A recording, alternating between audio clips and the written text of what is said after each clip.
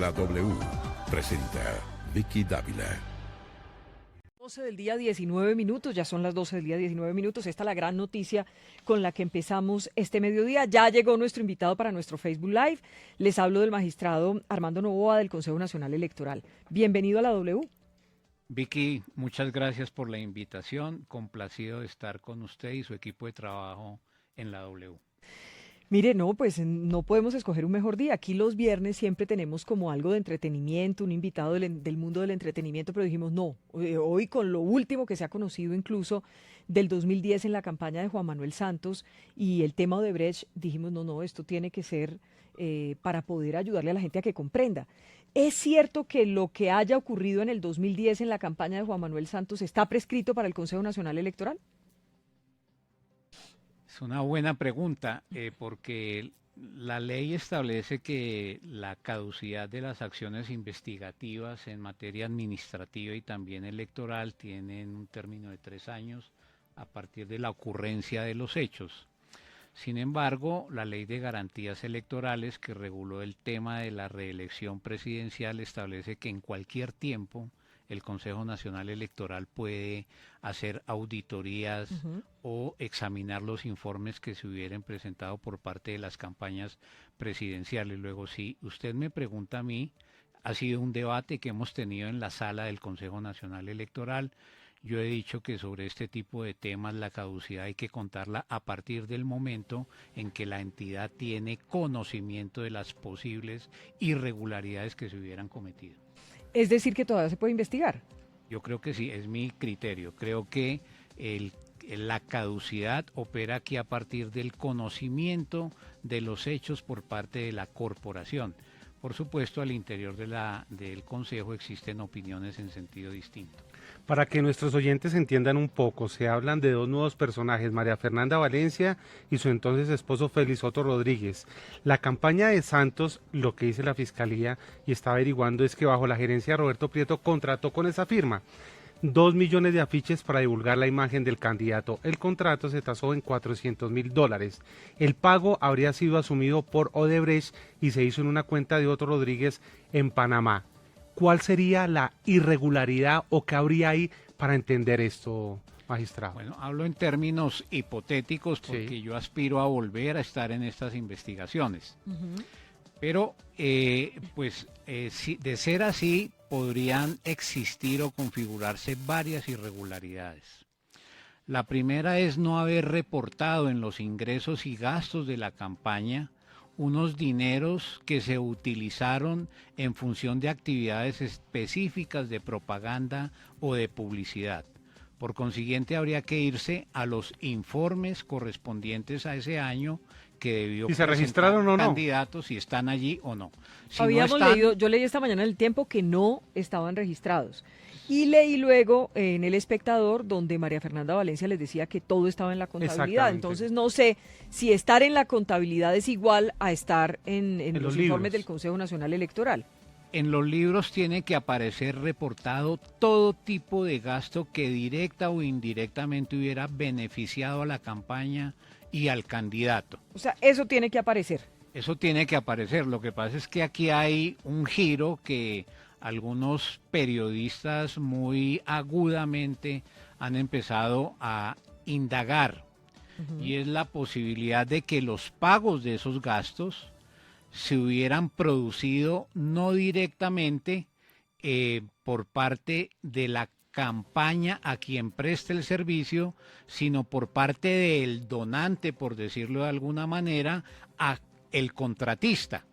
Yo tengo interpretación. De tal suerte que ese dinero no pasa por la campaña, sino que es un dinero que se produce a través de terceros. Y también lo que se ha interpretado, magistrado, usted me corrige, es que eso no sería dinero en efectivo que se entregó, ni dinero a la campaña, ni dinero, sino un aporte a publicidad a través de unas camisetas. Entonces que ahí no habría manejo de dinero.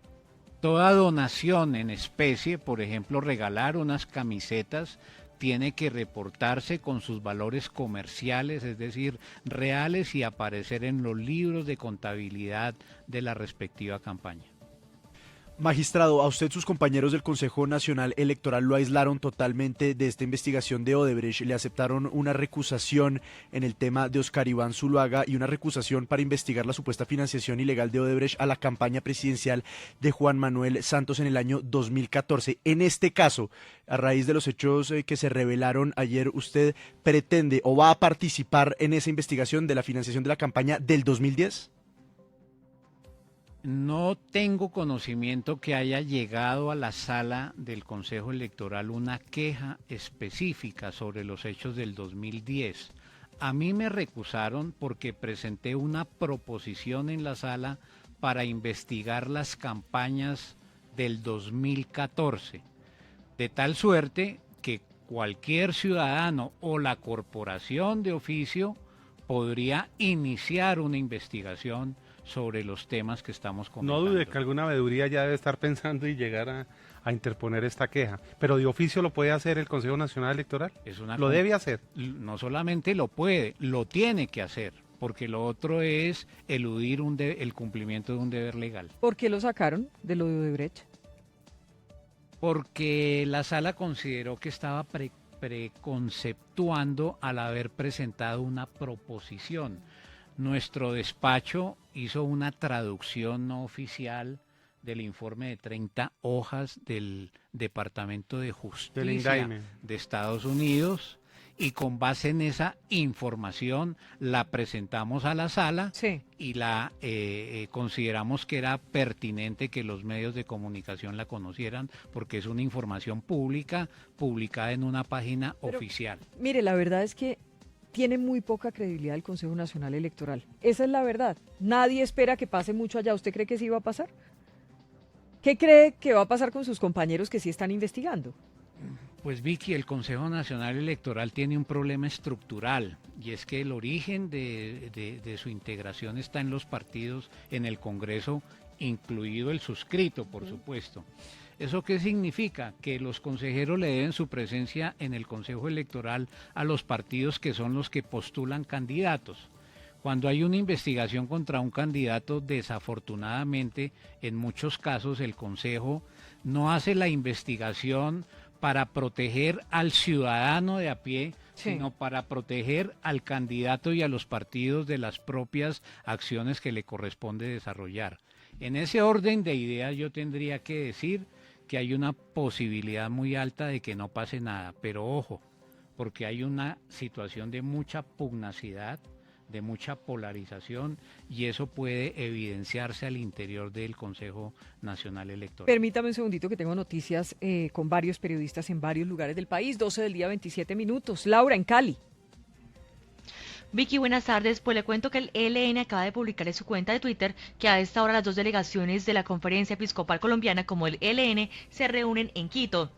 Entre los miembros está el arzobispo de Cali, Monseñor Darío Jesús Monsalve, quien recordemos ha sido uno de los facilitadores del proceso de paz, principalmente con esta guerrilla, y también Monseñor Omar Sánchez, obispo de Tibú, quien desde hace varios meses acompaña este proceso de paz por solicitud del ELN. Esta reunión se realiza en medio del primer ciclo de conversaciones. Jairo, se declaró inocente la señora Oneida Pinto. Sí, lo dijo ante el juez que está pues analizando si la envía o no a la cárcel y ajusta la medida de aseguramiento que invoca la Fiscalía. Ella dice que es totalmente inocente, lo había dicho desde el momento de la captura. Laura Palomino. Pues Vicky se declaró inocente por los delitos imputados por la Fiscalía de peculado por apropiación, interés indebido en la celebración de contratos, falsedad en documento público y privado y contratos sin cumplimiento de los requisitos legales. El ente acusador acusa a la exmandataria de estar tras las irregularidades que rodearon la ejecución del contrato para reducir la mortalidad infantil en el municipio de Albania. Según la Fiscalía, la mujer conformó una empresa criminal direccionando la entrega de millonarios contratos con el único fin de beneficiarse. Lucas, la MO está encendiendo unas alarmas en cuanto a la financiación de las campañas. Sí, Vicky, en el marco de la presentación de la Estrategia de Observación Electoral para el año 2018, la directora de la Misión de Observación Electoral, Alejandra Barrios, señaló que el episodio de la supuesta financiación de Odebrecht a las campañas presidenciales del año 2014 demuestra que Colombia no cuenta con herramientas para vigilar la financiación de las campañas.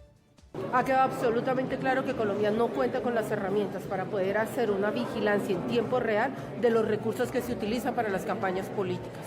Poder hablar de campañas políticas sin conocer realmente cuáles son los costos, no solamente a las campañas a la presidencia de la República como pareciera que está pasando, sino de manera particular a Senado y Cámara de Representantes, es uno de los mayores retos que tiene este país.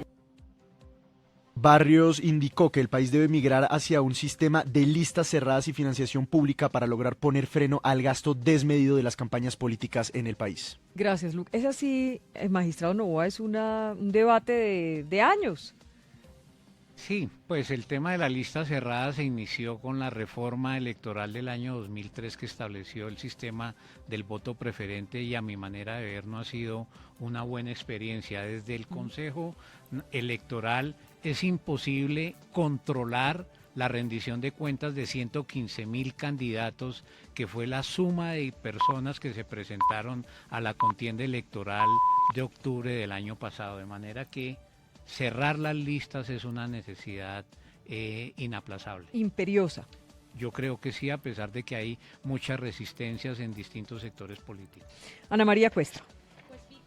Espéreme que no le tienen abierto el micrófono. ¿Nos ayudan allí en el máster central? Pues Vicky, el alto comisionado para la paz, le respondió al gobernador de Antioquia, Luis Pérez, advirtiendo que lo que se hizo ayer en Dabeiba fue cumplir con los protocolos. Recordemos que Pérez advirtió que las FARC no permitieron que una comisión de la gobernación se desplazara a la zona veredal de ese municipio. La única limitación que hay es el campamento físico, donde están las FARC aún en armas. Y la regla es, las FARC no pueden salir de ese campamento armadas y de civil al resto de la zona. Y los civiles no deben ingresar a los campamentos. Por eso se están montando unas recepciones. Estamos en un momento de transición, pero se están montando unas recepciones a la entrada de los campamentos para que ahí se hagan las reuniones. Y lo que se hizo ayer en Dabeiba, en Llano Grande, fue cumplir con los protocolos. Luz Helena, ¿qué fue lo que le dijo la Procuraduría a Germán Vargas? Vicky, pues la Procuraduría le advirtió al vicepresidente Germán Vargas que no puede hacer política antes de su renuncia. Y lo dijo el propio procurador Fernando Pero muy Carrillo. chistoso que le diga eso ahora. Pues lo que dice el procurador es que... Hoy es 10, le faltan 4 días para la renuncia. Al fin de semana. Pero le hizo la advertencia porque si llegan en este momento denuncias a la Procuraduría, inmediatamente investigarían al vicepresidente Germán Vargas. Así lo dijo el procurador Fernando Carrillo. Explicó que no solamente el vicepresidente, sino cualquier funcionario del gobierno que haga política inmediatamente será investigado y de comprobarse el hecho será sancionado. Absolutamente proscrito, como ustedes saben, es que los funcionarios públicos hagan política. Y hacer política es perseguir intereses partidistas o electorales. En el momento en que haya pruebas de que hay intereses partidistas o electorales de cualquier funcionario público, desde la cúpula hasta la base del poder, por supuesto, vendrán las sanciones de la Procuraduría, las investigaciones y las sanciones de la Procuraduría. Pero es lo que le toca. No, pues lo sí, que le muy toca hacer, importante y lo que dice diga y para todo. todos los funcionarios. Rafa, pero pues 4 días antes de que se vaya Germán Vargas ya, ¿qué? Pues más vale tarde que nunca, ¿no? Oiga, a propósito, ¿vio la bucheada, Rafael, que le pegaron a Germán Vargas en Tumaco? Me lo contó, lo contó por la radio Félix y sí, me pareció bastante espectacular. De todas formas, como apuntaba nuestro magistrado invitado hoy, pues el país está tan polarizado que yo me temo que estos abucheos van a ser continuos. Sí, él tiene una agenda amplia, pero qué raro, lo abuchearon bastante. Él siempre tiene como unos actos donde pues le agradecen al gobierno toda esta cosa de las casas y demás y entregan otras y tal, pero lo sacaron corriendo de allá. Bueno, ya sabe usted que en los últimos tiempos hay unas determinadas labores de agitación y propaganda por parte de los partidos para cargar sobre las espaldas de cualquiera una acción política. Y entonces, pues, es lo que me temo yo de esta campaña electoral, que empezó hace siglos y que le falta un año, ¿no? Claro. Pero me temo que en la medida que se va polarizando la situación, en la medida que no hay una visión de Estado, es decir, de creación, de voluntades aunadas para pensar qué Colombia es la que queremos, pues me parece a mí que esa polarización va a llevar a muchas acciones de este tipo. A propósito, magistrado Armando Novoa, digamos, la gente también tiene que entender que una cosa son las investigaciones del Consejo Nacional Electoral y otras muy distintas, las de la Fiscalía o en el caso del presidente, pues lo que tenga que ver con la comisión de acusación. Lastimosamente no hay credibilidad en el Consejo Nacional Electoral, tampoco en la comisión de acusaciones. Lo cierto es que lo que corresponde al Consejo Nacional Electoral, ¿qué pasa si...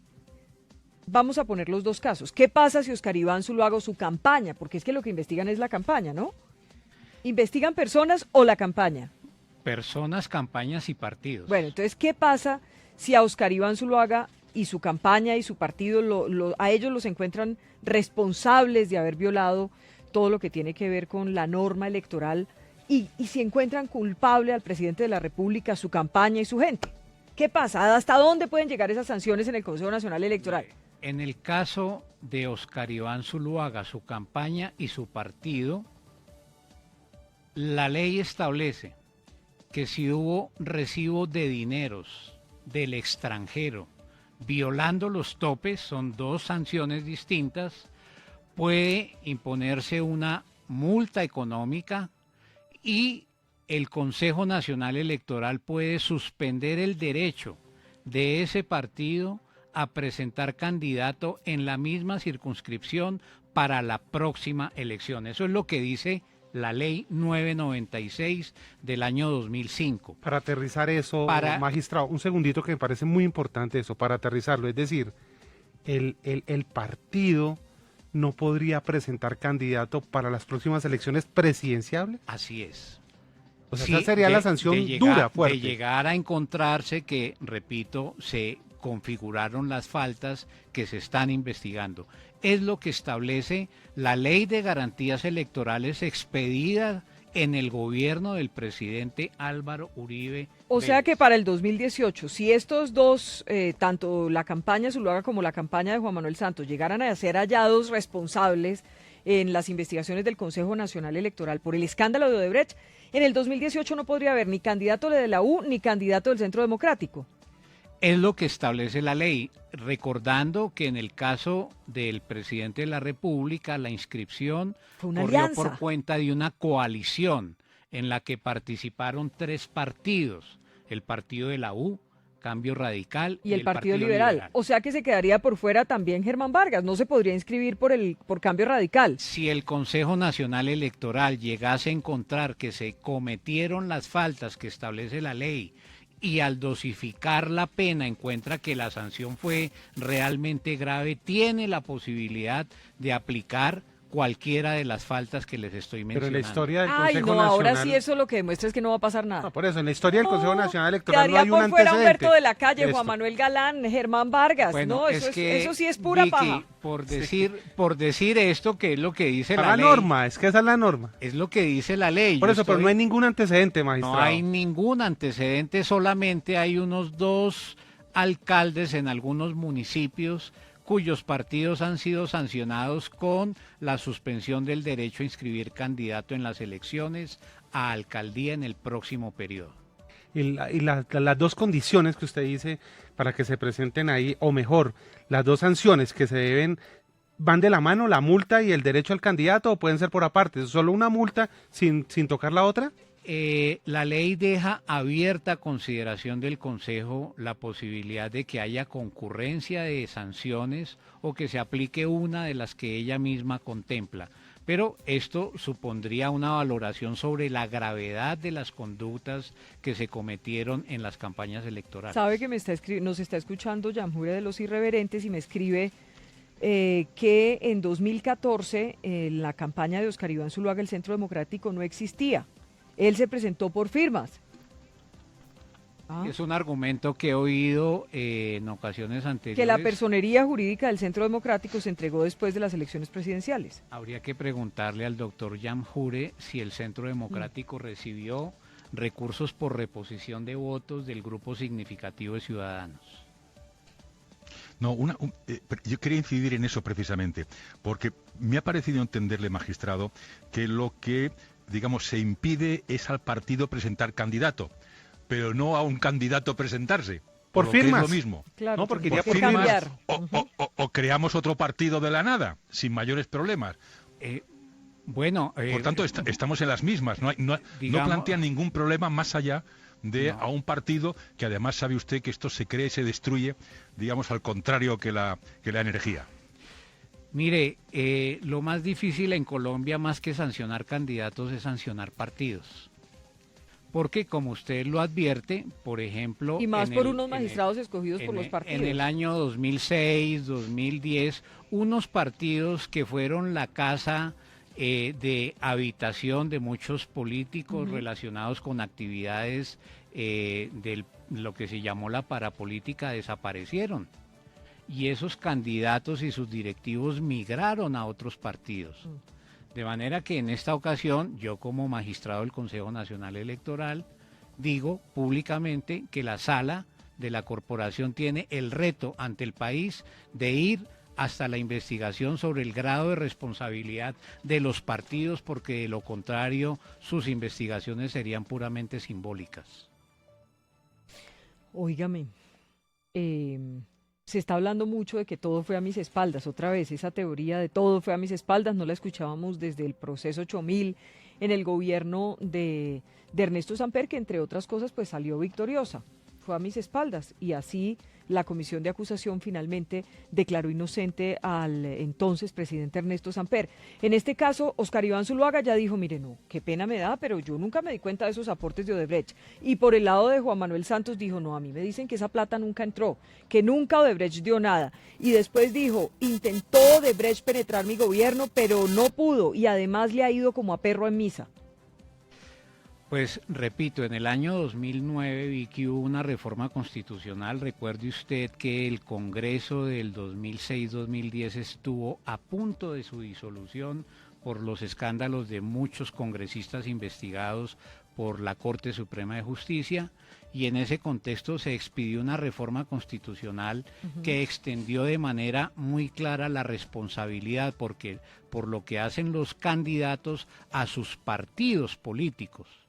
De tal suerte que aquí la investigación debería empezar en materia electoral, no solo por los candidatos, sino por la actividad de los partidos, que tienen una responsabilidad muy directa en el evento en que estas irregularidades se compruebe se llegaron a cometer. Oiga, que está confirmado en el Centro Democrático que toda la reposición fue para Óscar Iván Zuluaga, que no para el partido. No le estoy preguntando sobre eso, pero porque al verificar el tema encuentro que la reposición de votos de las campañas para Congreso de la República en el año 2014 por el grupo significativo de ciudadanos que dio origen a este partido, todas revirtieron al partido político. Permítame un segundo, a las 12 del día 41 minutos, permítame, ya seguimos con el tema, magistrado Novoa, porque yo quiero poner sobre la mesa, Rafael, un tema que me parece muy importante. Mire, a la gente en Colombia la están matando por robarle la bicicleta. Es un deporte, Rafael, que se ha vuelto muy popular, digámoslo así, en el país, y cuando uno ve la ciclovía, en el caso de Bogotá, pues uno ahí ve a todo el mundo. Es decir, desde los estratos más populares hasta los estratos más altos, y esto se ha vuelto un verdadero hobby para los colombianos. Tener su bicicleta, poder andar en bicicleta. Los gobernantes además promueven el tema de la bicicleta, pero mire estas cifras. En Bogotá, por ejemplo, 1.799 bicicletas fueron robadas en 2016. Y aquí hay unas zonas que ya están identificadas: Usaquén, Rafael Uribe Uribe, Suba, donde se da el mayor número de asaltos, de robos a bicicletas. El lío, ¿sabe qué es, Rafael? Que maten a una persona por quitarle un celular, por quitarle una bicicleta, pues obviamente no debería pasar desapercibido, y muchas veces, como usted tantas veces critica a los periodistas, y creo que tiene mucha razón, muchas veces estamos más ocupados de otros temas, de otras cosas, y no de las cosas diarias de la gente de la calle. Y por eso quiero que saludemos a esta hora a don Antonio Reina. Él es el papá de este joven asesinado en Bogotá, por eso, por robarle la bicicleta, así de sencillo. Sergio Reina se llamaba su hijo. Don Antonio, lo saludamos. Muy buenas tardes. Con doña Vicky Ávila, ¿cierto? Sí, señor. Sí, señor, don Antonio. Y gracias por interesarse en este problema que estoy yo, ¿no? Ya ver que por robarle una bicicleta tan, pues que no era de tanto valor, pero sí asesinan a una persona. Eso es triste, lo que ustedes acaban también de decir, ¿cierto? Porque ahorita ya eso es como normal, como el pan de cada día. Y lo que más me indigna es que las autoridades no hacen nada por ese caso. O sea, eso es un caso casi como normal para ellos. Entonces, ¿por qué? ¿Qué pasa con eso? ¿Qué pasa con esa inseguridad de nuestra ciudad? En el caso, don Antonio, de su hijo Sergio, ayer íbamos a tener esta conversación y usted no pudo porque estaban en el sepelio y porque usted se sentía muy mal.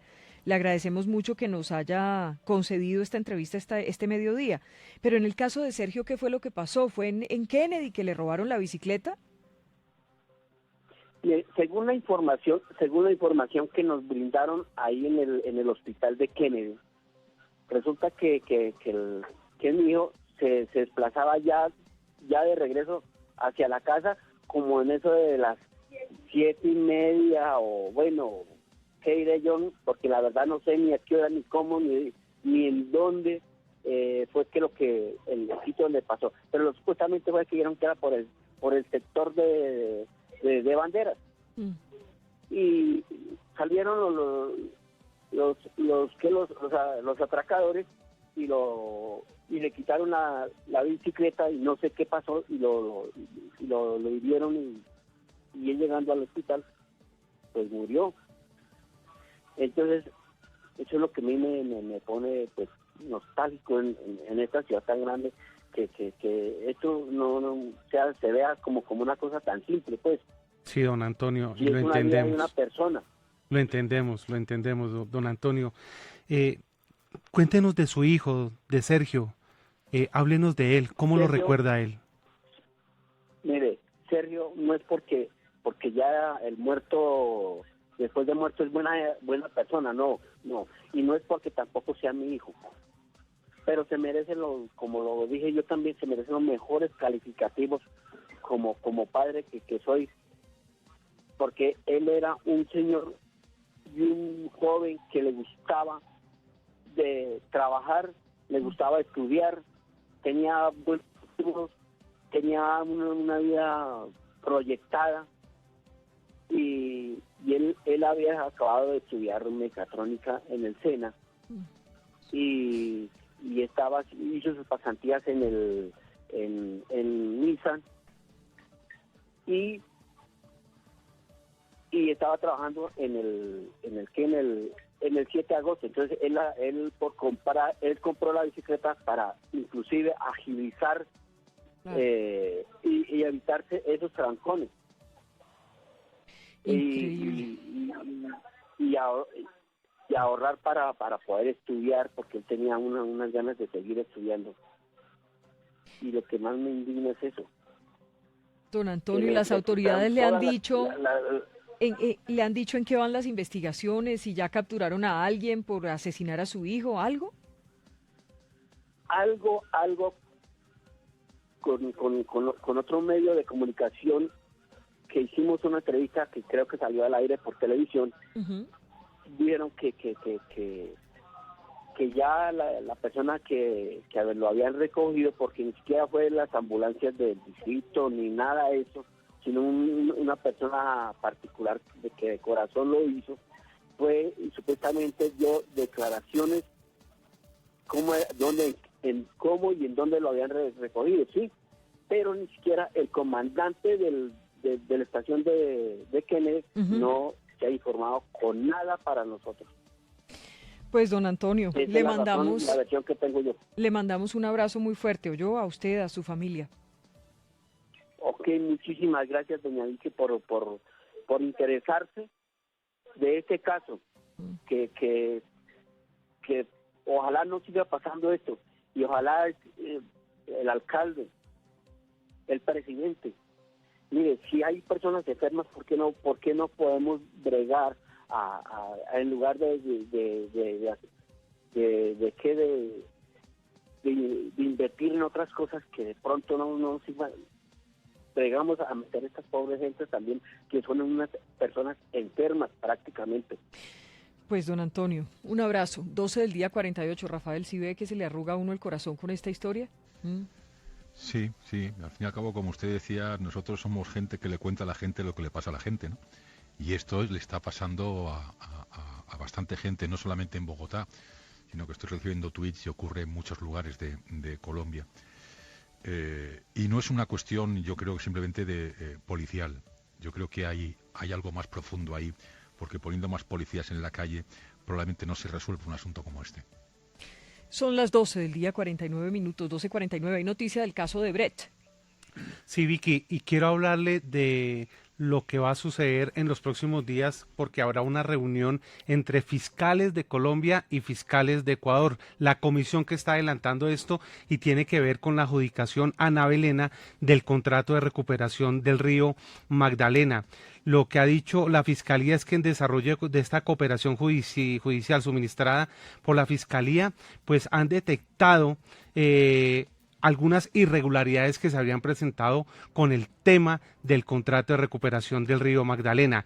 Y lo que ha dicho la Fiscalía es que ya tiene mucha información y va a compartirla con Ecuador. Y esto tiene que ver con las circunstancias que rodearon la adjudicación del contrato Ana Belena y la Concepción. Óigame bien, aparece otro sí.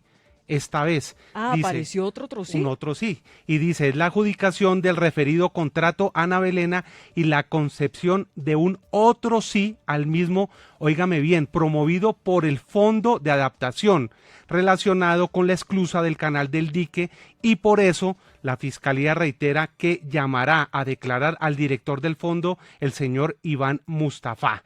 Lo que dice la Fiscalía es que aparentemente hay unas series de irregularidades en este nuevo otro sí que aparece en este escándalo, y que el responsable, quien tiene que responder, es el señor Iván Mustafa. Además, ya su nombre aparece mencionado por otros personajes que están siendo investigados en todo este escándalo de Odebrecht. Como le digo, Vicky, en unas 2 semanas se van a reunir las comisiones de la Fiscalía de Colombia y de Ecuador específicamente para hablar de este tema, el contrato de recuperación del río Magdalena.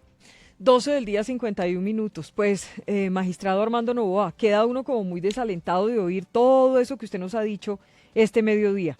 Aquí no hay nada que hacer, apague y vámonos.